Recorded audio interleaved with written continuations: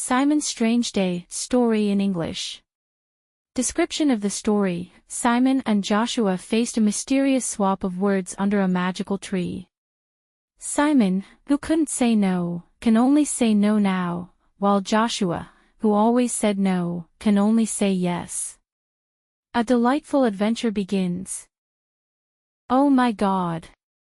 What should I eat now? This was what Simon said. When he was sitting under the tree, he thought about his delicious sandwich. Simon had given his sandwich to his classmate. The same classmate who never brought food with him and took Simon's sandwich every day and ate it. As Simon was grumbling to himself, he heard a strange sound. As if someone was whispering a magic word. As Simon was listening to this strange sound, he suddenly saw colorful lights all around.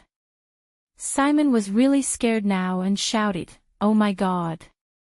What is happening?" Suddenly he heard Joshua's voice saying, "Where else is here?" Joshua was Simon's classmate. Joshua fell out of the colored light and fell to the ground. "Ah!" Simon said kindly. "Joshua, do you want me to help you get up?" Joshua said, "Yes." And he was surprised to say this, because Joshua used to disagree with all the words of others. For example, when his mother used to tell him, "Joshua, game is enough. Go and do your homework." Joshua always said loudly, "No." So when Joshua said yes to Simon, they were both surprised. When they both got up, they heard a voice. It was the voice of a tree that pointed to Joshua and Simon with its two big branches and said, "From now until 1 hour later, your places will change with each other." Let me be more precise. That is, Simon, who could not say no to anyone until now, can only say no now. Joshua never said yes, now he can only say yes. I will see you from here, and whenever the time comes, I will read the word again so that everyone returns to their place. At that moment, the class bell rang and Joshua and Simon had to go to class. They agreed to meet each other under the shade of the tree after class. As always, this hour was craft time. But this time everything went differently than before. When Simon and Joshua saw each other again under the shade of the tree, they began to tell what had happened to them. Simon said, "A strange thing happened. Today, when one of the kids asked me to make his craft for him, I refused. A voice came out of my mouth and said, 'I'm sorry, but no.'" Joshua said, "So what's so strange about this?"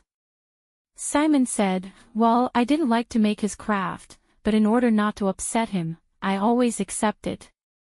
But this time I didn't accept and I made my own craft." He also did his job. He was not upset and did not get angry with me. Joshua said, "A strange thing happened to me too. Today, when the teacher asked me to eat vegetables for my lunch, I couldn't say no and I accepted. The teacher was happy and the children encouraged me too. Honestly, I did not think that vegetables are so delicious." Simon said, "How great. Are you ready to be my friend so that we can make a craft together tomorrow?" Joshua said, "Yes." And then his eyes fell on the water hose in the yard and he said with a laugh, "Shall we go play with water?" Simon laughed and said, "I would love to, but no, because a lot of water will be wasted."